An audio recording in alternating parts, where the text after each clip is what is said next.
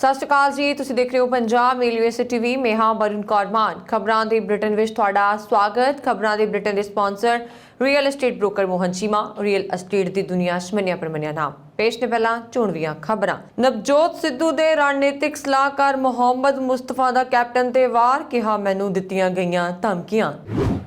ਕਿਸਾਨ 18 ਅਕਤੂਬਰ ਨੂੰ ਪੂਰੇ ਦੇਸ਼ ਵਿੱਚ ਰੋਕਣਗੇ ਰੇਲਾਂ, ਆਰਪੀਐਫ ਦੇ ਥਾਣਿਆਂ ਨੂੰ ਜਾਰੀ ਹੋਈਆਂ ਹਦਾਇਤਾਂ।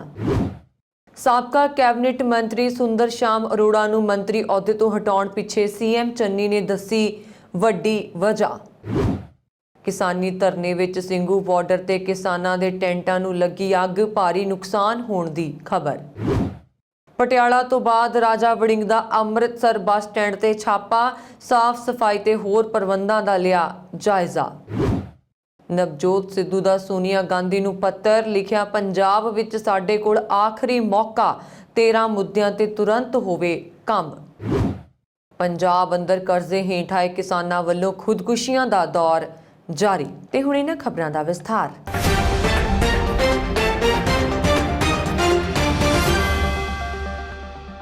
ਸਾਬਕਾ ਡੀਜੀਪੀ ਤੇ ਨਵਜੋਤ ਸਿੰਘ ਸਿੱਧੂ ਦੇ ਰਣਨੀਤਿਕ ਸਲਾਹਕਾਰ ਮੁਹੰਮਦ ਮੁਸਤਫਾ ਨੇ ਪੰਜਾਬ ਦੇ ਸਾਬਕਾ ਮੁੱਖ ਮੰਤਰੀ ਕੈਪਟਨ ਅਮਰਿੰਦਰ ਸਿੰਘ ਤੇ ਇੱਕ ਵਾਰ ਫਿਰ ਗੰਭੀਰ ਦੋਸ਼ ਲਗਾਏ ਹਨ। ਮੁਸਤਫਾ ਨੇ ਟਵੀਟ ਵਿੱਚ ਲਿਖਿਆ ਕਿ ਕੈਪਟਨ ਜਦੋਂ ਸੀਐਮ ਸਨ ਉਦੋਂ ਉਹਨਾਂ ਨੂੰ ਕਈ ਵਾਰ ਧਮਕੀ ਦਿੱਤੀ ਗਈ। ਉਹਨਾਂ ਟਵੀਟ ਵਿੱਚ ਪੱਤਰ ਅਪਲੋਡ ਕਰਕੇ ਬਾਕਾਇਦਾ ਤਰੀਕਾਂ ਦਾ ਵੀ ਜ਼ਿਕਰ ਕੀਤਾ ਜਦੋਂ ਉਹਨਾਂ ਨੂੰ ਧਮਕੀ ਦਿੱਤੀ ਗਈ। ਕਿਹਾ ਕਿ ਉਹਨਾਂ ਨੂੰ ਸਿੱਧੂ ਤੇ ਪ੍ਰਗਟ ਸਿੰਘ ਦਾ ਸਾਥ ਦੇਣ ਕਾਰਨ ਧਮਕੀਆਂ ਦਿੱਤੀਆਂ ਗਈਆਂ। ਮੁਹੰਮਦ ਮੁਸਤਫਾ ਨੇ ਕਿਹਾ ਕਿ ਕੈਪਟਨ ਅਮਰਿੰਦਰ ਸਿੰਘ ਨੇ ਆਪਣੇ ਸਲਾਹਕਾਰ ਕੈਪਟਨ ਸੰਦੀਪ ਸੰਧੂ ਤੇ ਮੰਤਰੀ ਰਾਣਾ ਸੋਢੀ ਤੇ ਉਹਨਾਂ ਦੇ ਪੁੱਤਰ ਜ਼ਰੀਏ ਉਹਨਾਂ ਨੂੰ ਤੇ ਉਹਨਾਂ ਦੀ ਪਤਨੀ ਨੂੰ ਧਮਕੀ ਮਿਲੀ। ਮੁਸਤਫਾ ਨੇ ਲਿਖਿਆ ਕਿ ਵਰਕਰ ਉਹਨਾਂ ਦੇ ਖੂਨ 'ਚ ਨਹੀਂ ਹੈ। ਇਸ ਤੋਂ ਪਹਿਲਾਂ ਕੈਪਟਨ ਨੇ ਜਦੋਂ ਸੀਐਮ ਅਹੁਦੇ ਤੋਂ ਅਸਤੀਫਾ ਦੇਣ ਤੋਂ ਬਾਅਦ ਸਿੱਧੂ ਨੂੰ ਗਲਤ ਆਦਮੀ ਦੱਸਿਆ ਸੀ। ਕੈਪਟਨ ਨੇ ਕਿਹਾ ਸੀ ਕਿ ਸਿੱਧੂ ਨੂੰ ਪਾਕਿਸਤਾਨ ਪ੍ਰੇਮ ਹੈ। ਸਿੱਧੂ ਦੀ ਦੋਸਤੀ ਪਾਕਿਸਤਾਨ ਦੇ ਪੀਐਮ ਇਮਰਾਨ ਖਾਨ ਤੇ ਉੱਥੇ ਫੌਜ ਮੁਖੀ ਨਾਲ ਰਹੀ ਹੈ। ਕੈਪਟਨ ਦੇ ਇਸ ਬਿਆਨ ਤੋਂ ਬਾਅਦ ਮੁਸਤਫਾ ਸਿੱਧੂ ਦੇ ਬਚਾਅ ਵਿੱਚ ਆ ਗਏ ਸਨ। ਮੁਸਤਫਾ ਨੇ ਕਿਹਾ ਸੀ ਕਿ ਕੈਪਟਨ ਪਰਿਵਾਰ ਦਾ ਉਹਨਾਂ ਦਾ ਫੈਮਿਲੀ ਫਰੈਂਡ ਹੈ, ਉਹਨਾਂ ਨੂੰ ਬਹੁਤ ਕੁਝ ਪਤਾ ਹੈ, ਉਹਨਾਂ ਦਾ ਮੂੰਹ ਨਾ ਖਲਵਾਉਣ। 18 ਅਕਤੂਬਰ ਨੂੰ ਸੰਯੁਕਤ ਕਿਸਾਨ ਮੋਰਚੇ ਵੱਲੋਂ ਰੇਲ ਰੋਕੋ ਦਿਵਸ ਨੂੰ ਮੁੱਖ ਰੱਖਦੇ ਹੋਏ ਫਿਰੋਜ਼ਪੁਰ ਰੇਲਵੇ ਮੰਡਲ ਆਰਪੀਐਫ ਦੇ ਸਹਾਇਕ ਸੁਰੱਖਿਆ ਕਮਿਸ਼ਨਰ ਨੇ ਡਿਪਟੀ ਚੀਫ ਕੰਟਰੋਲਰ ਨੂੰ ਪੱਤਰ ਲਿਖਿਆ। ਪੱਤਰ ਵਿੱਚ ਉਹਨਾਂ ਫਿਰੋਜ਼ਪੁਰ ਰੇਲਵੇ ਮੰਡਲ ਦੇ ਸਟੇਸ਼ਨਾਂ ਦੀ ਸੁਰੱਖਿਆ ਨੂੰ ਯਕੀਨੀ ਬਣਾਉਣ ਲਈ ਸਾਰੇ ਆਰਪੀਐਫ ਦੇ ਥਾਣਿਆਂ ਨੂੰ ਹਦਾਇਤਾਂ ਜਾਰੀ ਕੀਤੀਆਂ ਹਨ।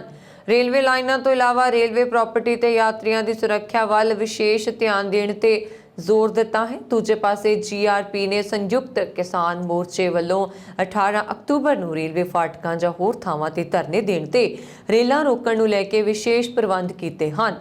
ਇਸ ਸੰਬੰਧ ਵਿੱਚ ਥਾਣਾ ਜੀਆਰਪੀ ਦੇ ਐਸਐਚਓ ਬਲਵੀਰ ਸਿੰਘ ਨੇ ਦੱਸਿਆ ਕਿ ਕਿਸਾਨ ਮੋਰਚਾ ਵੱਲੋਂ 11 ਰੇਲਵੇ ਸਟੇਸ਼ਨਾਂ ਤੇ ਫਾਟਕਾਂ ਤੇ ਧਰਨੇ ਲਾਏ ਜਾਣੇ ਹਨ, ਜਿੱਥੇ ਸੁਰੱਖਿਆ ਨੂੰ ਯਕੀਨੀ ਬਣਾਉਣ ਲਈ ਸਾਰੇ ਪ੍ਰਬੰਧ ਕਰ ਲਏ ਗਏ ਹਨ ਅਤੇ ਉੱਥੇ ਫੋਰਸ ਤਾਇਨਾਤ ਕਰਨ ਲਈ ਡਿਊਟੀਆਂ ਲਾ ਦਿੱਤੀਆਂ ਗਈਆਂ ਹਨ। ਐਸਐਚਓ ਅਨੁਸਾਰ ਕਿਸਾਨ ਮੋਰਚਾ ਵੱਲੋਂ 18 ਅਕਤੂਬਰ ਨੂੰ ਜਲੰਧਰ ਛਾਉਣੀ ਦੇ ਦੁਕੋਹਾ ਫਾਟਕ, ਭੋਗਪੁਰ ਰੇਲਵੇ ਫਾਟਕ, ਕਾਲਾ ਬੱਕਰਾ, ਆਦਮਪੁਰ, ਸੰਗਰਾਲੀ ਫਾਟਕ, ਮਾਡਲ ਟਾਊਨ ਹੁਸ਼ਿਆਰਪੁਰ ਦਾ ਫਾਟਕ, ਮੁਕੇਰੀਆਂ ਲਾਗੇ ਚੱਕ ਕਲਾਂ ਸਟੇਸ਼ਨ, ਗੜਸ਼ੰਕਰ, ਦਾਰਾਪੁਰ ਟਾਂਡਾ ਰੇਲਵੇ ਫਾਟਕ ਅਤੇ ਕਪੂਰਥਲਾ ਆਦਿ ਸ਼ਾਮਲ ਹਨ।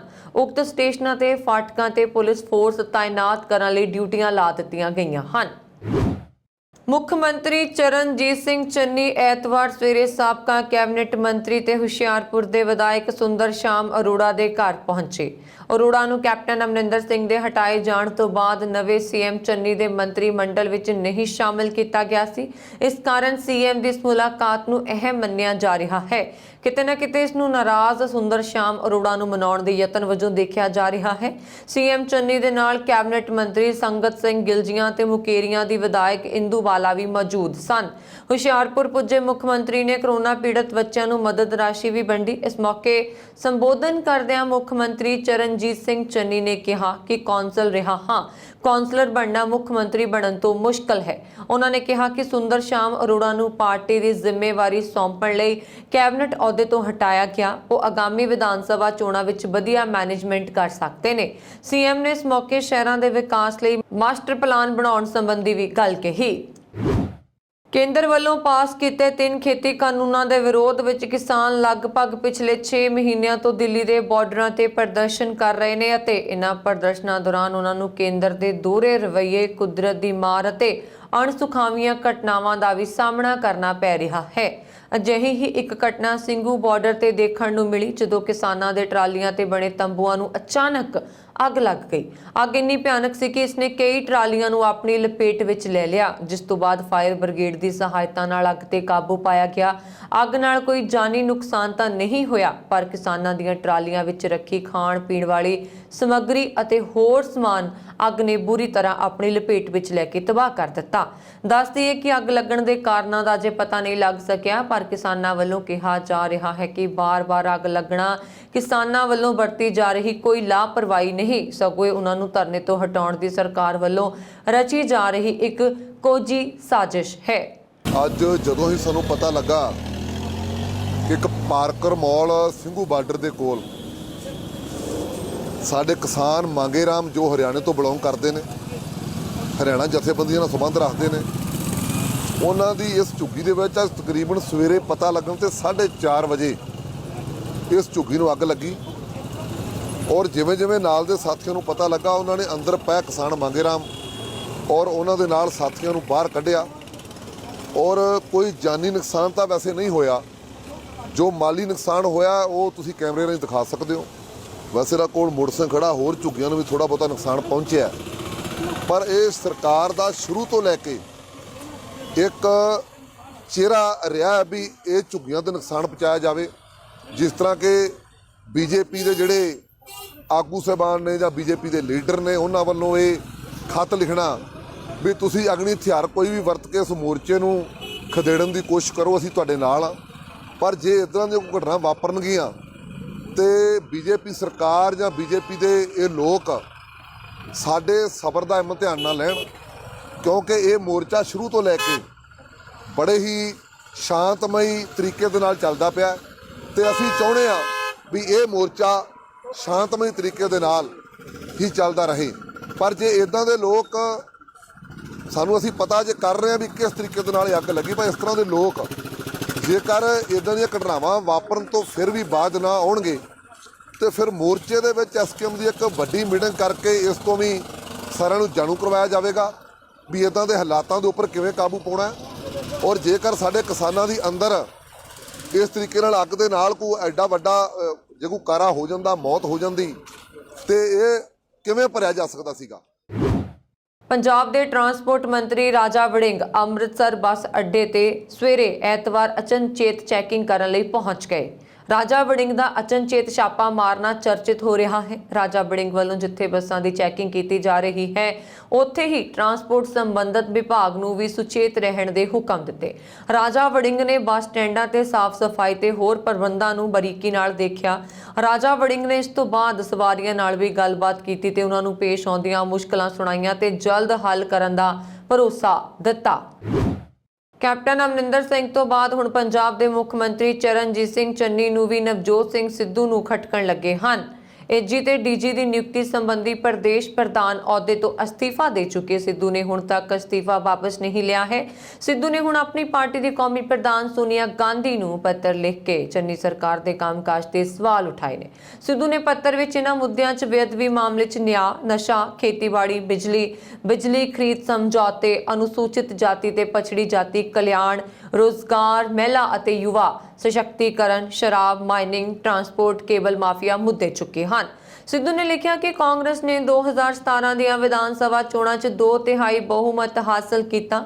ਉਹ ਪਿਛਲੀਆਂ ਵਿਧਾਨ ਸਭਾ ਚੋਣਾਂ 'ਚ ਪ੍ਰਚਾਰ ਲਈ 55 ਵਿਧਾਨ ਸਭਾ ਸੀਟਾਂ ਤੇ ਗਏ, ਜਿਨ੍ਹਾਂ ਵਿੱਚੋਂ 53 ਤੇ ਕਾਂਗਰਸ ਨੇ ਸ਼ਾਨਦਾਰ ਜਿੱਤ ਦਰਜ ਕੀਤੀ। ਉਹਨਾਂ ਇੱਕ ਵਿਧਾਇਕ ਮੰਤਰੀ ਤੇ ਪ੍ਰਦੇਸ਼ ਪ੍ਰਧਾਨ ਦੇ ਰੂਪ ਵਿੱਚ ਹਾਈ ਕਮਾਨ ਵੱਲੋਂ ਤੈਅ ਏਜੰਡੇ ਤੇ ਕੰਮ ਕੀਤਾ। ਸਿੱਧੂ ਨੇ ਸੋਨੀਆ ਗਾਂਧੀ ਨੂੰ ਲਿਖਿਆ ਕਿ ਪੰਜਾਬ ਦੇ ਪੁਨਰ ਵਿਕਾਸ ਲਈ ਇਹ ਆਖਰੀ ਮੌਕਾ ਹੈ। ਪੰਜਾਬ ਦੇ ਦਿਲ ਤੇ ਮੁੱਦੇ ਜਿਨ੍ਹਾਂ ਨੂੰ ਤੁਸੀਂ ਭਲੀ ਭਾਂਤੀ ਸਮਝਿਆ ਤੇ ਪਿਛਲੇ ਮੁੱਖ ਮੰਤਰੀ ਕੈਪਟਨ ਅਮਰਿੰਦਰ ਸਿੰਘ ਨੂੰ ਦਿੱਤੇ 18 ਸੂਤਰੀ ਪ੍ਰੋਗਰਾਮ ਦਿੱਤਾ। ਇਹ ਮੁੱਦੇ ਅੱਜ ਵੀ ਇੰਨੇ ਹੀ ਪ੍ਰਸੰਗਕ ਹਨ। ਜਿੱਥੇ ਚੋਣਾਂ ਤੋਂ ਪਹਿਲਾਂ ਪੰਜਾਬ ਅੰਦਰ ਕਾਂਗਰਸ ਪਾਰਟੀ ਨੇ ਸਰਕਾਰ ਬਣਨ ਤੇ ਕਿਸਾਨਾਂ ਦਾ ਕਰਜ਼ ਮਾਫ ਦੇ ਵੱਡੇ ਐਲਾਨ ਕੀਤੇ ਗਏ ਸਨ, ਜਿਸ ਤੋਂ ਬਾਅਦ ਕਾਂਗਰਸ ਦੀ ਸਰਕਾਰ ਬਣ ਗਈ। ਪਰ ਜ਼ਮੀਨੀ ਪੱਧਰ ਤੇ ਹਕੀਕਤ ਕੁਝ ਹੋਰ ਹੀ ਬਿਆਨ ਕਰ ਰਹੀ ਹੈ, ਕਿਉਂਕਿ ਅੱਜ ਵੀ ਪੰਜਾਬ ਅੰਦਰ ਕਿਸਾਨਾਂ ਵੱਲੋਂ ਕਰਜ਼ੇ ਦੀ ਮਾਰ ਹੇਠ ਖੁਦਕੁਸ਼ੀਆਂ ਦਾ ਦੌਰ ਜਾਰੀ ਹੈ। ਇਸ ਤੇ ਚੱਲਦਿਆਂ ਜ਼ਿਲ੍ਹਾ ਬਰਨਾਲਾ ਦੇ ਪੱਖੋਕੇ ਰਹਿਣ ਵਾਲੇ 63 ਸਾਲਾਂ ਦੇ ਕਿਸਾਨ ਬਲਦੀਪ ਸਿੰਘ ਪੁੱਤਰ ਪੂਰਨ ਸਿੰਘ ਨੇ 20 ਲੱਖ ਦੇ ਕਰੀਬ ਕਰਜ਼ੇ ਹੇਠ ਦੱਬੇ ਹੋਣ ਕਾਰਨ ਆਪਣੇ ਖੇਤ ਵਿੱਚ ਸਲਫਾਸ ਦੀਆਂ ਗੋਲੀਆਂ ਖਾ ਕੇ ਖੁਦਕੁਸ਼ੀ ਕਰ ਲਈ। ਮ੍ਰਿਤਕ ਕਿਸਾਨ 1.5 ਏਕੜ ਵਿੱਚ ਖੇਤੀ ਕਰਕੇ ਆਪਣੇ ਪਰਿਵਾਰ ਦਾ ਪੇਟ ਪਾਲਦਾ ਸੀ। ਖੁਦਕੁਸ਼ੀ ਕਰਨ ਵਾਲੇ ਮ੍ਰਿਤਕ ਕਿਸਾਨ ਬਲਦੀਪ ਸਿੰਘ ਦੇ ਪੁੱਤਰ ਲਵਦੀਪ ਸਿੰਘ ਨੇ ਜਾਣਕਾਰੀ ਦਿੰਦਿਆਂ ਦੱਸਿਆ ਕਿ ਉਹਨਾਂ ਸਿਰ 20 ਲੱਖ ਦੇ ਕਰੀਬ ਬੈਂਕਾਂ, ਆੜ੍ਹਤੀਆਂ ਤੇ ਪਿੰਡ ਦੇ ਲੋਕਾਂ ਦਾ ਕਰਜ਼ਾ ਸੀ। 1.5 ਏਕੜ ਦੀ ਖੇਤੀ ਵਿੱਚੋਂ ਲੋਕਾਂ ਦਾ ਪੈਸਾ ਮੋੜਨਾ ਔਖਾ ਹੋਣ ਕਰਕੇ ਉਹਨਾਂ ਦੇ ਪਿਤਾ ਨੇ ਖੁਦਕੁਸ਼ੀ ਕਰ ਲਈ। ਇਹ ਜੀ ਮਾਮਲਾ ਜੀ 20 ਲੱਖ ਦੇ ਕਰੀਬ ਜੀ ਕਰਜ਼ਾ ਸੀ ਜੀ ਜਿਵੇਂ ਜੀ, ਤੇ ਉਹਦੇ ਵਿੱਚ ਟੈਨਸ਼ਨ ਰਹਿੰਦੀ ਸੀ ਜੀ। ਟੈਨਸ਼ਨ ਦਾ ਕਰਕੇ ਜੀ ਸਲਫਾਸ ਦੀਆਂ ਗੋਲੀਆਂ ਖਾ ਗਿਆ ਜੀ। ਕਿਸ ਤਰ੍ਹਾਂ ਮੌਤ ਹੋਈ ਇਹਨਾਂ ਦੀ? ਸਲਫਾਸ ਦੀਆਂ ਗੋਲੀਆਂ ਕਾਰਨ ਮੌਤ ਹੋਈ ਹੈ ਜੀ। ਸਲਫਾਸ ਦੀਆਂ ਗੋਲੀਆਂ ਖਾਧੀਆਂ ਨੇ ਜੀ। ਸਰਕਾਰ ਤੋਂ ਜੀ ਇਹੀ ਮੰਗ ਕਰਦੇ ਹਾਂ ਵੀ ਜਿਹੜੀ ਜ਼ਮਾਨ ਕੀਤੀ ਸੀ, ਵਾਅਦਾ ਕੀਤਾ ਸੀ ਵੀ ਇਹਨਾਂ ਕਰਜ਼ੇ ਮਾਫ ਹੋਣਗੇ, ਵੀ ਕਰਜ਼ੇ ਮਾਫ ਕੀਤੇ ਜਾਣ ਤੇ ਤਾਂ ਜੋ ਵੀ ਕਿਸਾਨਾਂ ਨੂੰ ਰਾਹਤ ਮਿਲ ਸਕੇ। ਇਹ ਡੈਥ ਹੋਣ ਦਾ ਕਾਰਨ ਇਹ ਹੈ ਵੀ ਇਹਨਾਂ ਦੇ ਪਰਿਵਾਰਕ ਮੈਂਬਰਾਂ ਦੇ ਬਿਆਨ ਮੁਤਾਬਕ ਵੀ ਇਹ ਕਹਿੰਦੇ ਵੀ ਸਾਡੇ ਕਰਜ਼ੇ ਦਾ ਬਹੁਤ ਸੀ 20 ਲੱਖ ਦਾ, ਜਦੋਂ ਤੰਗ ਆ ਕੇ ਬਲਦੇਵ ਸਿੰਘ ਪਰੇਸ਼ਾਨ ਰਹਿੰਦਾ ਸੀ। ਬਲਦੇਵ ਸਿੰਘ ਨੂੰ ਕੋਈ ਨਸ਼ੀਲੀ ਚੀਜ਼ ਨਿਕਲ ਲਈ ਹੈ। ਪਰਿਵਾਰਕ ਮੈਂਬਰਾਂ ਦੇ ਬਿਆਨ ਦੇ ਆਧਾਰ ਤੇ ਜੋ ਅਗਲੀ ਕਾਰਵਾਈ ਅਮਲ 'ਚ ਲਿਆਂਦੀ ਜਾਊਗੀ। ਸੰਯੁਕਤ ਕਿਸਾਨ ਮੋਰਚੇ ਦੀ ਕਾਲ ਤੇ ਨਾਭਾ ਵਿਖੇ ਮੋਦੀ, ਅਮਿਤ ਸ਼ਾਹ, ਯੋਗੀ ਮਿਸਰਾ ਤੇ ਪੁਤਲੇ ਪਿੰਡ ਪੱਧਰ ਤੇ ਫੂਕੇ ਗਏ। ਇਸ ਮੌਕੇ BKU ਏਕਤਾ ਉਗਰਾਹਾਂ ਬਲਾਕ ਨਾਭਾ ਵੱਲੋਂ ਮੋਦੀ ਸਰਕਾਰ ਦੇ ਖਿਲਾਫ ਜੰਮ ਕੇ ਨਾਅਰੇਬਾਜ਼ੀ ਕੀਤੀ ਗਈ। ਇਸ ਮੌਕੇ ਪ੍ਰੈਸ ਨਾਲ ਗੱਲਬਾਤ ਕਰਦਿਆਂ ਕਿਸਾਨ ਬੀਬੀਆਂ ਨੇ ਕਿਹਾ ਕਿ ਮੋਦੀ ਸਰਕਾਰ ਜਿੱਥੇ ਮਰਜ਼ੀ ਭੱਜ ਲਵੇ, ਅਸੀਂ ਕਾਲੇ ਕਾਨੂੰਨਾਂ ਨੂੰ ਰੱਦ ਕਰਾ ਕੇ ਹੀ ਦਮ ਲਵਾਂਗੇ।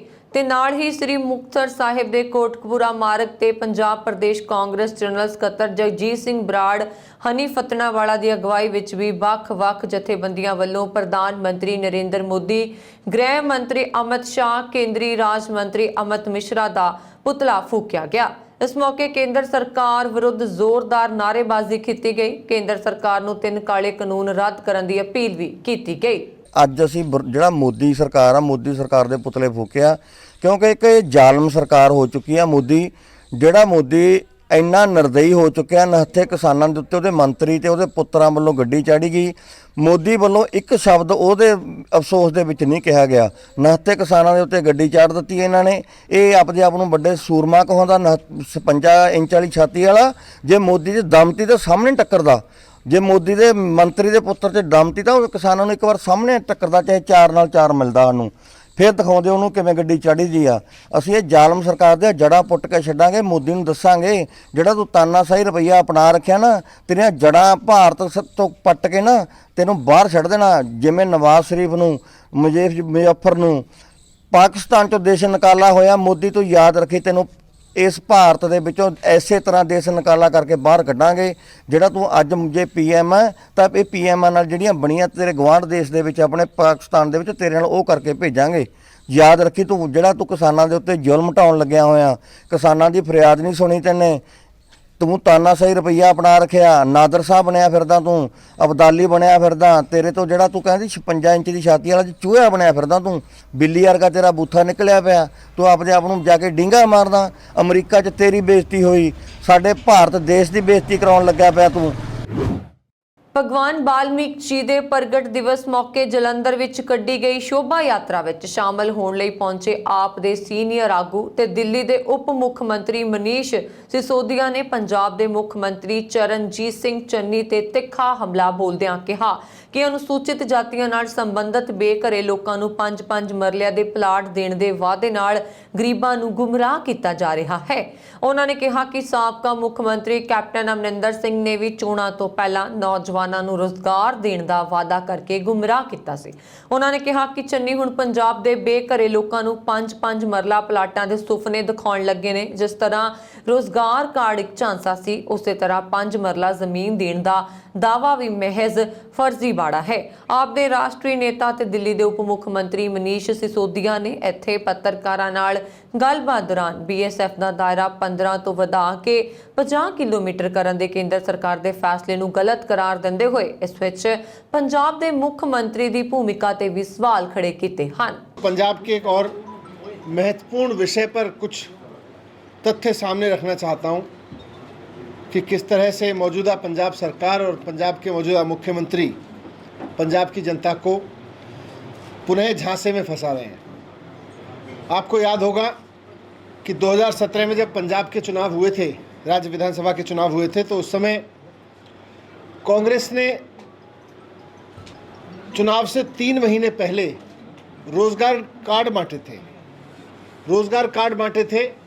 कैप्टन साहब ने ये वादा किया था, कांग्रेस ने ये वादा किया था कि जी हमारी सरकार आएगी तो हम इस कार्ड के धारकों को, इस कार्ड के होल्डर्स को रोज़गार देंगे और जब तक रोज़गार नहीं दे पाएंगे रोज़गार भत्ता देंगे। अब कांग्रेस को लोगों ने चुन लिया, कैप्टन साहब मुख्यमंत्री बन गए। 4.5 साल तक कांग्रेस ने या कांग्रेस के नेताजी मुख्यमंत्री जी ने एक बार भी जॉब कार्ड की बात नहीं की। जॉब कार्ड को भूल गए, वो रोज़गार को भूल गए, वो पूरी तरह से रोज़गार भत्ते की बात भूल गए। उन्होंने 4.5 साल में एक बार भी बात नहीं की। 4.5 साल में जब लोग दुखी हुए और इस तरह के तमाम वादों को भूल गए, लेकिन मैंने रोज़गार कार्ड स्पेशली कहा है, किसी विशेष संदर्भ में कहा है कि किस तरह से कार्ड दे के लोगों के साथ झांसा किया गया था। चन्नी साहब मुख्यमंत्री बने तो वो भी अपनी पार्टी के रोज़गार कार्ड को तो भूल गए कि हमारी पार्टी ने कभी रोज़गार कार्ड दिया था, रोज़गार भत्ते की बात की थी। रोज़गार कार्ड की बात नहीं कर रहे चन्नी साहब। अब चन्नी साहब एक नया कार्ड लेके आ गए, एक नया कागज़ लेके आ रहे हैं लोगों के हाथों में देने के लिए। वो कह रहे हैं कि ये 5 मरला कार्ड है, 5 मरले का कागज़ है, हम इसको देंगे लोगों को, 5 मरला ज़मीन देंगे। ये एक और बड़ा झांसा रोज़गार कार्ड की तरह से चन्नी साहब का लेके आए हैं, चन्नी साहब लेके आए हैं। वो कह रहे हैं कि ये चुनाव हम जीत जाएंगे तो अगली बार हम आपको 5-5 मरला ज़मीन दे देंगे। इसके लिए लोगों को कागज़ दिए जा रहे हैं। 5 मरले का वो कार्ड है, एक तरह से कागज़ पकड़ाए जा रहे हैं लोगों के हाथों में। ज़मीन नहीं दे रहे, ज़मीन एक को भी नहीं मिली। ज़मीन नहीं दे रहे, कागज़ दे रहे हैं कि साहब ये ज़मीन का कागज़ देंगे, ज़मीन देंगे, इस कागज़ के आधार पे हम आपको बाद में ज़मीन देंगे जब चुन के आ जाएंगे दोबारा से। ਸਿੰਘੂ ਸਰਹੱਦ ਤੇ ਨੌਜਵਾਨ ਲਖਵੀਰ ਸਿੰਘ ਦੇ ਕਤਲ ਨੂੰ ਲੈ ਕੇ ਵਿਵਾਦ ਭਖਦਾ ਜਾ ਰਿਹਾ ਹੈ। ਕੇਂਦਰ ਸਰਕਾਰ ਦੇ 3 ਖੇਤੀ ਕਾਨੂੰਨਾਂ ਦਾ ਵਿਰੋਧ 'ਚ ਦਿੱਲੀ ਦੀਆਂ ਸਰਹੱਦਾਂ ਤੇ ਕਿਸਾਨ ਡਟੇ ਹੋਏ ਨੇ। ਇਸ ਦਰਮਿਆਨ ਭਾਰਤੀ ਕਿਸਾਨ ਯੂਨੀਅਨ ਮੁਖੀ ਗੁਰਨਾਮ ਸਿੰਘ ਚੜੂਨੀ ਕੇਂਦਰ ਸਰਕਾਰ ਤੇ ਵਰਦੇ ਹੋਏ ਨਜ਼ਰ ਆਏ। ਹਰਿਆਣਾ ਦੇ ਰੋਹਤਕ 'ਚ ਬੀਤੇ ਕੱਲ ਕਿਸਾਨ ਮਹਾਪੰਚਾਇਤ ਨੂੰ ਸੰਬੋਧਿਤ ਕਰਦਿਆਂ ਚੜੂਨੀ ਨੇ ਕਿਹਾ ਕਿ ਸਾਡੇ ਸਬਰ ਦਾ ਇਮਤਿਹਾਨ ਨਾ ਲਵੋ। ਚੜੂਨੀ ਨੇ ਇੱਕ ਵੀਡੀਓ ਟਵਿੱਟਰ ਤੇ ਸਾਂਝੀ ਕਰਦੇ ਹੋਏ ਕਿਹਾ ਕਿ ਸਰਕਾਰ ਸੋਚ ਰਹੀ ਹੈ ਕਿ ਅਸੀਂ ਡਰ ਕੇ ਧਰਨੇ ਤੇ ਬੈਠੇ ਹਾਂ, ਅਸੀਂ ਸਹਿਣ ਕਰ ਰਹੇ ਹਾਂ, ਪਰ ਸਹਿਣਸ਼ੀਲਤਾ ਦੀ ਵੀ ਇੱਕ ਹੱਦ ਹੁੰਦੀ ਹੈ। ਸਾਡੇ ਸਬਰ ਦਾ ਇਮਤਿਹਾਨ ਨਾ ਲਓ। ਹਾਲਾਂਕਿ ਮੈਂ ਆਪਣੇ ਭਰਾਵਾਂ ਨੂੰ ਕਹਿਣਾ ਚਾਹੁੰਦਾ ਹਾਂ ਕਿ ਸਾਨੂੰ ਹਿੰਸਾ ਨਹੀਂ ਕਰਨੀ ਚਾਹੀਦੀ। ਸਰਕਾਰ ਡੰਡੇ ਮਾਰੇਗੀ, ਜੇਲ੍ਹਾਂ 'ਚ ਭੇਜੇਗੀ, ਸਰਕਾਰ ਦਾ ਹਰ ਜ਼ੁਲਮ ਸਹਾਂਗੇ, ਸਾਨੂੰ ਹੱਥ ਨਹੀਂ ਚੁੱਕਣਾ ਹੈ। ਸਰਕਾਰ ਕੋਲ ਅਜੇ ਵੀ ਇਸ ਮੁੱਦੇ ਨੂੰ ਸੁਲਝਾਉਣ ਦਾ ਸਮਾਂ ਹੈ। ਚੜੂਨੀ ਨੇ ਹਰਿਆਣਾ ਸਰਕਾਰ ਤੇ ਵੀ ਨਿਸ਼ਾਨਾ ਬਿੰਨਿਆ। ਉਹਨਾਂ ਨੇ ਕਿਹਾ ਕਿ ਹਰਿਆਣਾ ਸਰਕਾਰ ਨੇ ਕਈ ਲੋਕਾਂ ਦੇ ਸਿਰ ਪਾੜ ਦਿੱਤੇ। ਨਾਲ ਹੀ ਦੋਸ਼ ਲਾਇਆ ਕਿ ਸਰਕਾਰ ਕਈ 100 ਲੋਕਾਂ ਤੇ ਮੁਕੱਦਮੇ ਦਰਜ ਕਰ ਚੁੱਕੀ ਹੈ। ਦੱਸਦੇ ਕਿ ਗੁਰਨਾਮ ਸਿੰਘ ਚੜੂਨੀ ਭਾਰਤੀ किसान यूनियन दी हरियाणा यूनिट के मुखी ने। आपको जरूर ज्यादा टाइम लग गया है, लेकिन चारा नहीं है कोई। टाइम भी लगेगा, लड़ना भी पड़ेगा, मुकदमे भी झेलने पड़ेंगे, जेलें भी काटनी पड़ेंगी, लठ भी खाने पड़ेंगे, शहीदियां भी देनी पड़ेंगी। क्योंकि चारा क्या है आपके पास? हम जिंदा रहने के लिए लड़ रहे हैं, हम अपने अस्तित्व के लिए लड़ रहे हैं। युद्धवीर जी बता रहे थे कि 1942 में अमेरिका में 60% खेती में थे, 60% लोग अब नहीं बचे। यहां भी तो वही होने वाला है, लेकिन अमेरिका और भारत में अंतर क्या है? अमेरिका में अगर बच्चा भी पैदा होता है तो वो जिम्मेवारी सरकार की है इलाज कराना। अगर अमेरिका का नागरिक बच्चे को पाल नहीं सकता तो सरकार ले जाती है बच्चे को, सरकार पालती है कि तेरे बस का नहीं है बच्चा पालना, अपनी मर्जी से ले जाती है। अमेरिका के अंदर अगर किसान बीमार हो जाए, कोई आदमी बीमार हो जाए, उसको टेलीफोन करना है, एम्बुलेंस आएगी, लेके जाएगी, इलाज करा के घर पे छोड़ के जाएगी। अगर बेरोजगार है, काम नहीं मिला, 2 दिन काम ना मिले तो तीसरे दिन उसके घर पे बेरोजगारी भत्ता आ जाता है। बुढ़ा हो गया है, उसकी पेंशन उसके घर पे आएगी, 1 दिन भी लेट नहीं होगी। लेकिन यहां क्या है, जिसका मुकाबला ये लोग अमेरिका से करवा रहे हैं, जहां पे ये अमेरिका की पॉलिसियां थोप रहे हैं, यहां क्या है, यहां इस देश के 45% बच्चे, राष्ट्रीय नमूना सर्वेक्षण का आंकड़ा है, इस देश के 45% बच्चे कुपोषण का शिकार हैं, जिनका वजन पूरा नहीं है, जिनकी बढ़वार पूरी नहीं है, जिनका खून पूरा नहीं है। भारत के अंदर हर 32 मिनट में देश का अन्नदाता, देश का पेट पालने वाला किसान, हर 32 मिनट के अंदर एक आदमी कर्जे से दब के आत्महत्या कर लेता है। इस देश के अंदर पूरी दुनिया में भुखमरी में 102वें स्थान पे चला गया है हमारा देश, गरीबी में 102वें स्थान पे चला गया। ਆਮ ਆਦਮੀ ਪਾਰਟੀ ਪੰਜਾਬ ਨੇ ਸੂਬੇ ਵਿੱਚ ਡੀਏਪੀ ਖਾਦ ਦੀ ਭਾਰੀ ਕਮੀ ਹੋਣ ਤੇ ਗਹਿਰੀ ਚਿੰਤਾ ਪ੍ਰਗਟਾਈ ਹੈ, ਕਿਉਂਕਿ ਖਾਦ ਦੀ ਘਾਟ ਕਾਰਨ ਹਾੜੀ ਦੀਆਂ ਫਸਲਾਂ ਖਾਸ ਕਰਕੇ ਕਣਕ ਦੀ ਬਿਜਾਈ ਤੇ ਬਹੁਤ ਹੀ ਮਾੜਾ ਅਸਰ ਪਏਗਾ। ਡੀਏਪੀ ਦੀ ਅਣਕਿਆਸੀ ਘਾਟ ਲਈ ਕੇਂਦਰ ਦੀ ਭਾਰਤੀ ਜਨਤਾ ਪਾਰਟੀ ਸਰਕਾਰ ਅਤੇ ਪੰਜਾਬ ਦੀ ਕਾਂਗਰਸ ਸਰਕਾਰ ਨੂੰ ਸਿੱਧੇ ਤੌਰ ਤੇ ਜ਼ਿੰਮੇਵਾਰ ਠਹਿਰਾਉਂਦਿਆਂ ਆਪ ਪੰਜਾਬ ਦੇ ਕਿਸਾਨ ਵਿੰਗ ਦੇ ਸੂਬਾ ਪ੍ਰਧਾਨ ਅਤੇ ਵਿਧਾਇਕ ਕੁਲਤਾਰ ਸਿੰਘ ਸੰਧਾਵਾ ਨੇ ਇਸ ਸੋਚੀ ਸਮਝੀ ਕਿੱਲਤ ਨੂੰ ਕਿਸਾਨ ਅਤੇ ਪੰਜਾਬ ਵਿਰੁੱਧ ਗਹਿਰੀ ਸਾਜ਼ਿਸ਼ ਕਰਾਰ ਦਿੱਤਾ ਹੈ। ਵੀਰਵਾਰ ਨੂੰ ਪਾਰਟੀ ਮੁੱਖ ਦਫ਼ਤਰ ਤੋਂ ਜਾਰੀ ਬਿਆਨ ਰਾਹੀਂ ਵਿਧਾਇਕ ਕੁਲਤਾਰ ਸਿੰਘ ਸੰਧਵਾ ਨੇ ਕਿਹਾ, ਪੰਜਾਬ ਵਿੱਚ ਝੋਨੇ ਦੀ ਕਟਾਈ ਤੋਂ ਤੁਰੰਤ ਬਾਅਦ ਹਾੜੀ ਦੀਆਂ ਫਸਲਾਂ ਕਣਕ, ਆਲੂ, ਪਸ਼ੂਆਂ ਦੇ ਚਾਰੇ ਆਦਿ ਦੀ ਬਿਜਾਈ ਕੀਤੀ ਜਾਂਦੀ ਹੈ ਅਤੇ ਇਨ੍ਹਾਂ ਫਸਲਾਂ ਦੀ ਬਿਜਾਈ ਲਈ ਡੀਏਪੀ ਖਾਦ ਦੀ ਬਹੁਤ ਹੀ ਅਹਿਮ ਲੋੜ ਹੁੰਦੀ ਹੈ। ਕੇਂਦਰ ਅਤੇ ਸੂਬਾ ਸਰਕਾਰਾਂ ਆਪਸੀ ਤਾਲਮੇਲ ਨਾਲ ਇਸ ਅਹਿਮ ਜ਼ਰੂਰਤ ਦਾ ਅਗਾਊਂ ਪ੍ਰਬੰਧ ਕਰਦੀਆਂ ਨੇ, ਪਰ ਇੰਜ ਜਾਪਦਾ ਹੈ ਡੀਏਪੀ ਖਾਦ ਦੀ ਸਮੇਂ ਸਿਰ ਲੋੜੀਂਦੀ ਸਪਲਾਈ ਨਾ ਦੇ ਕੇ ਜਿੱਥੇ ਕੇਂਦਰ ਸਰਕਾਰ ਪੰਜਾਬ ਅਤੇ ਪੰਜਾਬ ਦੇ ਕਿਸਾਨਾਂ ਨਾਲ ਕਿੜ ਕੱਢ ਰਹੀ ਹੈ, ਉੱਥੇ ਪੰਜਾਬ ਸਰਕਾਰ ਵੀ ਸੁੱਤੀ ਪਈ ਹੈ। ਪੰਜਾਬ ਸਰਕਾਰ ਪਿਛਲੇ 3-4 ਮਹੀਨਿਆਂ ਤੋਂ ਆਪਦੀ ਰਾਜਨੀਤੀ ਤੇ ਕੁਰਸੀ ਦੀ ਖੇਡ ਦੇ ਵਿੱਚ ਹੀ ਲੱਗੀ ਹੋਈ ਹੈ। ਪੰਜਾਬ ਬਾਰੇ ਕੋਈ ਫਿਕਰ ਨਹੀਂ ਹੈ। ਅੱਜ ਅਖਬਾਰਾਂ 'ਚ ਪਤਾ ਲੱਗਿਆ ਹੈ ਕਿ ਜਿਹੜੀ ਡੀਏਪੀ ਹੈ ਉਹ ਸਿਰਫ 77,000 ਮੀਟ੍ਰਿਕ ਟਨ ਇਹਨਾਂ ਕੋਲੇ ਰਹੀ ਹੈ, ਚਾਹੀਦੀ 5.5 ਲੱਖ। ਸੋ ਉਹਦੀ ਆਪੂਰਤੀ ਕਿਵੇਂ ਕੀਤੀ ਜਾਊਗੀ? 15-16 ਦਿਨ ਇਹਦੀ ਆਪੂਰਤੀ ਤੇ ਲੱਗ ਜਾਣਗੇ। ਪੰਜਾਬ ਸਰਕਾਰ ਨੂੰ ਰਹਿੰਦੇ ਟਾਈਮ, ਸਮਾਂ ਰਹਿੰਦੇ ਹੀ ਇਸ ਚੀਜ਼ ਵੱਲ ਧਿਆਨ ਦੇਣਾ ਚਾਹੀਦਾ। ਪੰਜਾਬ ਖੇਤੀ ਪ੍ਰਧਾਨ ਸੂਬਾ ਹੈ ਤੇ ਤੁਸੀਂ ਖੇਤੀਬਾੜੀ ਲਈ ਜਿਹੜੀ ਜ਼ਰੂਰੀ ਚੀਜ਼ ਹੈ, ਕਿਉਂਕਿ ਕਣਕ ਦੀ ਬਿਜਾਈ ਵਾਸਤੇ ਡੀਏਪੀ ਦੀ ਲੋੜ ਹੈ, ਆਲੂ ਵਾਸਤੇ ਡੀਏਪੀ ਦੀ ਲੋੜ ਹੈ, ਹਰੇਕ ਚੀਜ਼ ਵਾਸਤੇ ਸਾਨੂੰ ਡੀਏਪੀ ਦੀ ਲੋੜ ਹੈ ਤੇ ਪੰਜਾਬ ਸਰਕਾਰ ਕੋਲੇ ਡੀਏਪੀ ਦਾ ਪ੍ਰਯਾਪਤ ਭੰਡਾਰ ਹੀ ਹੈ ਨਹੀਂ। ਸੋ ਪੰਜਾਬ ਸਰਕਾਰ ਨੂੰ ਪਹਿਲੀ ਗੱਲ ਤਾਂ ਇਸ ਗੱਲ ਤੇ ਮਾਫੀ ਮੰਗਣੀ ਚਾਹੀਦੀ ਹੈ, ਔਰ ਜਿਹੜੇ ਅਫਸਰਾਂ ਦੀ, ਜਿਹੜੇ ਮੰਤਰੀਆਂ ਦੀ ਡਿਊਟੀ ਸੀ ਇਹ ਪ੍ਰੀ ਪਲਾਨਿੰਗ ਕਰਕੇ ਸਾਰਾ ਸਟਾਕ ਪ੍ਰੋਪਰ ਅਰੇਂਜ ਕਰਨਾ, ਉਹਨਾਂ ਦੇ ਖਿਲਾਫ ਐਕਸ਼ਨ ਲਿਆ ਜਾਵੇ ਤੇ ਪ੍ਰੋਪਰ ਯੂਰੀਆ ਤੇ ਪ੍ਰੋਪਰ ਡੀਏਪੀ ਪਿੰਡਾਂ ਦੇ ਵਿੱਚ ਪਹੁੰਚਦੀ ਕੀਤੀ ਜਾਵੇ। ਕੈਨੇਡਾ ਵਿੱਚ ਸੜਕ ਹਾਦਸੇ ਦੌਰਾਨ ਮੁਕਤਸਰ ਦੀਆਂ 2 ਅਤੇ ਫਰੀਦਕੋਟ ਦੀ 1 ਕੁੜੀ ਦੀ ਮੌਤ ਹੋ ਗਈ। ਬ੍ਰੈਂਪਟਨ ਨੇੜੇ ਰੇਲਵੇ ਕ੍ਰਾਸਿੰਗ ਤੇ ਮਾਲ ਗੱਡੀ ਨਾਲ ਟਕਰਾਉਣ ਨਾਲ ਮੁਕਤਸਰ ਦੇ ਪਿੰਡ ਰਾਣੀਵਾਲਾ ਦੀ ਇੱਕ 18 ਸਾਲਾ ਲੜਕੀ ਦੀ ਮੌਤ ਹੋ ਗਈ, ਜਦੋਂ ਕਿ ਉਸਦੀ ਕਜ਼ਨ ਭੈਣ ਨੂੰ ਕਈ ਗੰਭੀਰ ਸੱਟਾਂ ਲੱਗੀਆਂ। ਫਰੀਦਕੋਟ ਜ਼ਿਲ੍ਹੇ ਦੀ ਇੱਕ ਲੜਕੀ ਦੀ ਵੀ ਇਸ ਸੜਕ ਹਾਦਸੇ ਦਾ ਸ਼ਿਕਾਰ ਹੋ ਗਈ ਹੈ। ਮ੍ਰਿਤਕ ਦੀ ਪਛਾਣ ਜਸ਼ਨਪ੍ਰੀਤ ਕੌਰ ਵਜੋਂ ਹੋਈ ਹੈ, ਜੋ ਅਜੇ ਸਿਰਫ 1 ਮਹੀਨਾ ਪਹਿਲਾਂ ਸਟੱਡੀ ਬੇਸ ਤੇ ਕੈਨੇਡਾ ਗਈ ਸੀ। ਪਿੰਡ ਰਾਣੀਵਾਲਾ ਦੇ ਵਸਨੀਕ ASI ਗੁਰਪ੍ਰਤਾਪ ਸਿੰਘ, ਜੋ ਕਿ ਮੋਹਾਲੀ ਦੇ CIA ਪੁਲਿਸ ਵਿੰਗ ਦੇ ਹਨ, ਨੇ ਕਿਹਾ, ਸੜਕ ਹਾਦਸੇ ਤੋਂ ਬਾਅਦ ਮੇਰੀ ਭਤੀਜੀ ਜਸ਼ਨਪ੍ਰੀਤ ਕੌਰ ਦੀ ਕੈਨੇਡਾ ਦੇ ਇੱਕ ਹਸਪਤਾਲ ਵਿੱਚ ਮੌਤ ਹੋ ਗਈ, ਜਦੋਂ ਕਿ ਮੇਰੀ ਧੀ ਪਲਮਪ੍ਰੀਤ ਕੌਰ, ਜਿਸ ਦੀ ਉਮਰ ਲਗਭਗ 21 ਸਾਲ ਹੈ, ਦਾ ਹਸਪਤਾਲ ਵਿੱਚ ਇਲਾਜ ਚੱਲ ਰਿਹਾ। ਉਹ ਗੰਭੀਰ ਰੂਪ ਨਾਲ ਜ਼ਖਮੀ ਹੈ। ਉਹਨਾਂ ਨੇ ਦੱਸਿਆ ਕਿ ਕਾਰ ਦਾ ਡਰਾਈਵਰ ਵੀ ਪਟਿਆਲਾ ਜ਼ਿਲ੍ਹੇ ਨਾਲ ਸੰਬੰਧਿਤ ਹੈ। ਮੇਰਾ ਭਤੀਜਾ ਕੈਨੇਡਾ ਵਿੱਚ ਹੈ। ਉਸਨੇ ਮੈਨੂੰ ਸਾਰੀ ਘਟਨਾ ਬਾਰੇ ਦੱਸਿਆ ਕਿ ਮੇਰੀ ਭਤੀਜੀ ਸਮੇਤ 2 ਲੜਕੀਆਂ ਦੀ ਮੌਤ ਹੋ ਗਈ। ਮੇਰੀ ਧੀ ਸਮੇਤ 2 ਹੋਰ ਜ਼ਖਮੀ ਹੋਏ ਹਨ। ਡਰਾਈਵਰ ਵੀ ਜ਼ਖਮੀ ਹੈ। ਇਹ ਹਾਦਸਾ ਉਦੋਂ ਵਾਪਰਿਆ ਜਦੋਂ ਡਰਾਈਵਰ ਨੇ ਰੇਲਵੇ ਕ੍ਰਾਸਿੰਗ ਤੇ ਸਿਗਨਲ ਨਹੀਂ ਦੇਖਿਆ। ਮਾਲ ਗੱਡੀ ਨੇ ਕਾਰ ਨੂੰ ਟੱਕਰ ਮਾਰ ਦਿੱਤੀ ਅਤੇ ਇਸ ਨੂੰ 1 ਕਿਲੋਮੀਟਰ ਤੋਂ ਵੱਧ ਤੱਕ ਘਸੀਟ ਕੇ ਲੈ ਗਈ। ਉਹਨਾਂ ਨੇ ਕਿਹਾ ਕਿ ਲੜਕੀਆਂ ਰਾਤ ਦੇ ਸਮੇਂ ਆਟੋਮੋਬਾਈਲ ਸਪੇਅਰ ਪਾਰਟਸ ਫੈਕਟਰੀ ਵਿੱਚ ਕੰਮ ਕਰਨ ਜਾ ਰਹੀਆਂ ਸਨ ਜਦੋਂ ਇਹ ਹਾਦਸਾ ਵਾਪਰਿਆ। ਜਸ਼ਨਪ੍ਰੀਤ ਦੇ ਪਿਤਾ ਰਾਜਵਿੰਦਰ ਸਿੰਘ ਚੰਡੀਗੜ੍ਹ ਟਰਾਂਸਪੋਰਟ ਅੰਡਰਟੇਕਿੰਗ ਵਿੱਚ ਬੱਸ ਡਰਾਈਵਰ ਹਨ।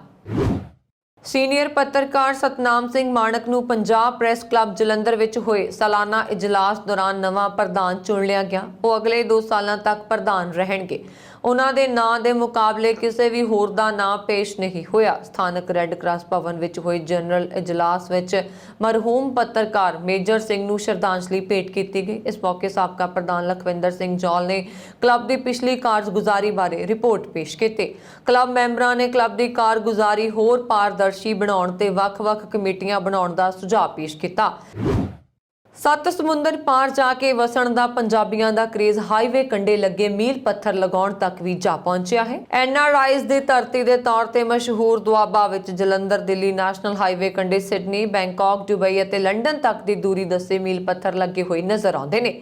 ਨੈਸ਼ਨਲ ਹਾਈਵੇ ਤੇ ਜਲੰਧਰ ਫਗਵਾੜਾ 'ਚ ਧੰਨੋਵਾਲੀ ਪਿੰਡ ਨੇੜੇ ਸਰਵਿਸ ਲੇਨ ਕਿਨਾਰੇ ਤੇ ਅਜਿਹਾ ਹੀ 1 ਮੀਲ ਪੱਥਰ ਲੱਗਿਆ ਨਜ਼ਰ ਆਉਂਦਾ ਹੈ। ਉਧਰ ਨੈਸ਼ਨਲ ਹਾਈਵੇ ਅਥਾਰਟੀ ਦੇ ਇੱਕ ਅਧਿਕਾਰੀ ਨੇ ਕਿਹਾ ਕਿ ਅਜਿਹਾ ਕਰਨਾ ਗੈਰ ਕਾਨੂੰਨੀ ਹੈ। ਇਸ ਮਿਲ ਪੱਥਰ ਨੂੰ ਜਲਦ ਹਟਾਇਆ ਜਾਏਗਾ। ਇਸ ਦੇ ਇੱਕ ਪਾਸੇ ਸਿਡਨੀ ਦੀ ਦੂਰੀ 10,729 ਤੇ ਬੈਂਕਾਕ ਦੀ ਦੂਰੀ 4,660 ਦਰਸਾਈ ਗਈ ਹੈ। ਦੂਸਰੇ ਪਾਸੇ ਦੁਬਈ ਦੀ ਦੂਰੀ 239 ਕਿਲੋਮੀਟਰ ਅਤੇ ਲੰਡਨ ਦੀ ਦੂਰੀ 747 ਦੱਸੀ ਗਈ ਹੈ। ਜ਼ਾਹਿਰ ਹੈ ਕਿ ਅਜਿਹੇ ਮੀਲ ਪੱਥਰ national highway authority of India ਵੱਲੋਂ ਤਾਂ ਨਹੀਂ ਲਗਾਏ ਗਏ ਬਲਕਿ ਵਿਦੇਸ਼ ਜਾਣ ਵਾਲਿਆਂ ਨੇ ਨਿੱਜੀ ਤੌਰ ਤੇ ਬਣਵਾਏ ਅਤੇ ਲਗਵਾਏ। ਨੈਸ਼ਨਲ ਹਾਈਵੇ ਉੱਪਰ ਅਜਿਹੇ ਕਿਸੇ ਵੀ ਬੋਰਡ ਮੀਲ ਪੱਥਰ ਨੂੰ ਲਗਾਉਣਾ ਗੈਰ ਕਾਨੂੰਨੀ ਮੰਨਿਆ ਜਾਂਦਾ ਹੈ। ਅਜਿਹਾ ਕਰਨ ਵਾਲਿਆਂ ਖਿਲਾਫ NHAI ਕੋਲ ਕਾਰਵਾਈ ਕਰਨ ਦਾ ਵੀ ਪ੍ਰਬੰਧ ਹੈ। ਹਾਲਾਂਕਿ ਇਸ ਦਾ ਹਾਲੇ ਪਤਾ ਨਹੀਂ ਲੱਗਾ ਕਿ ਮੀਲ ਪੱਥਰ ਕਿਸ ਨੇ ਲਗਾਏ ਹਨ। ਇਹ ਸਨ ਹੁਣ ਤੱਕ ਦੀਆਂ ਖਬਰਾਂ। ਮੈਨੂੰ ਬਰਨ ਕੌਰ ਮਾਨੂ ਦਿਓ ਆਗਿਆ। ਹੋਰ ਖਬਰਾਂ ਦੇ ਲਈ ਸਾਡਾ YouTube ਚੈਨਲ ਪੰਜਾਬ ਮੇਲ ਯੂਨੀਵਰਸਿਟੀ ਵੀ ਜ਼ਰੂਰ ਸਬਸਕ੍ਰਾਈਬ ਕਰੋ। ਸਤਿ ਸ਼੍ਰੀ ਅਕਾਲ।